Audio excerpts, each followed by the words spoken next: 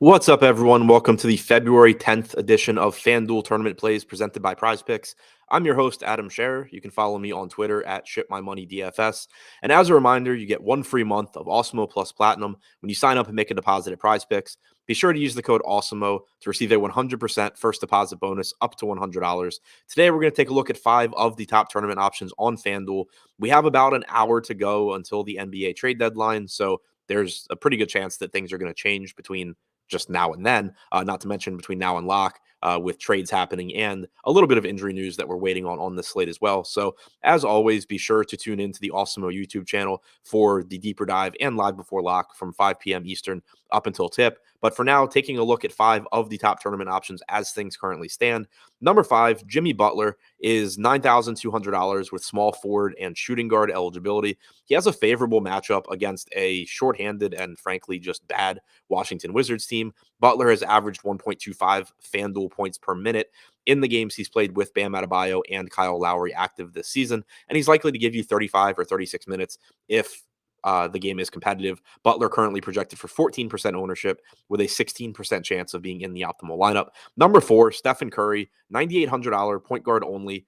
14% projected ownership, 18% chance of being in the optimal lineup. We have seen the return of Klay Thompson cut into Curry's production pretty drastically, particularly when they're sharing the floor so far. Curry only has a 20.6% usage rate. I expect that to come up as the sample size grows, but it is certainly concerning. At the same time, Curry's only $9,800, and we're still talking about someone that, if his shot is falling, can just absolutely take over a game. So getting to him at relatively low ownership and a pretty cheap price tag is not a bad spot to be at. He has still averaged 1.3 FanDuel points per minute in the games that he's played with Klay Thompson. Number 3, Kemba Walker, $4,000, projected for 14% ownership, 18% chance of being in the optimal lineup. Walker is a risky option just because we really have no idea what to expect from him on a night-to-night basis, both in terms of his productivity and his playing time.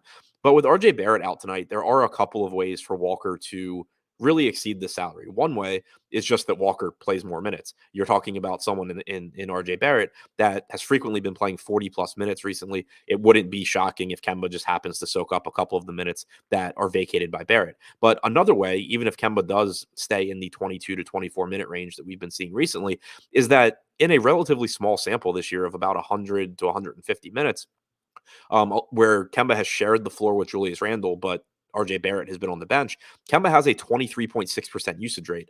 By comparison, when he's played alongside both of Barrett and Randle, he only has a 20.3% usage rate. So it shouldn't be surprising at all if you see some of Barrett's usage go to Kemba as well. And that's another way that he could exceed the salary. Number 2, Ja Morant, $10,200, point guard only, projected for 14% ownership with a 19% chance of being in the optimal lineup. Morant's been fantastic this season, particularly in games where Dillon Brooks has been out. In the games where Brooks has been out and Jaren Jackson has been active, Morant has averaged about 1.4 fantasy points per minute. He's likely to give you 34 to 35 minutes if tonight's game against the Pistons is competitive. The Grizzlies have the highest implied total on the slate. It just looks like a very, very good spot for Morant, and he's not pulling that much ownership. And then number 1, coming in as the top tournament option on FanDuel right now, Scottie Barnes, $6,400 with small forward and power forward eligibility. You'll notice from a lot of the guys that I mentioned earlier in this video, the guard positions are absolutely loaded today. The forward positions are a little bit more difficult to find strong plays at.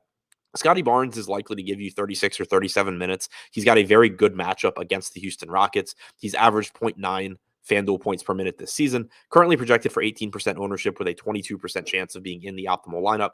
Fred VanVleet is also out tonight for Toronto. So far this season, we haven't seen any sort of bump in Scottie Barnes' production without VanVleet on the floor. You see Pascal Siakam pick up a lot of the assist opportunities, but it's also a relatively small sample because you're talking about someone in VanVleet that averages 39 minutes per game. There's not a whole lot of time where VanVleet's not on the floor. So as the sample size grows, you certainly could see Scottie Barnes take on a bigger role as a playmaker and get some additional usage as well. One way or the other, he looks like he's a little bit underowned, but when you add in the potential for increased productivity without Fred VanVleet, he looks even better. So to recap, the top 5 tournament options on FanDuel right now: number 5, Jimmy Butler; number 4, Steph Curry; number 3, Kemba Walker; number 2, Ja Morant; and number 1, Scottie Barnes.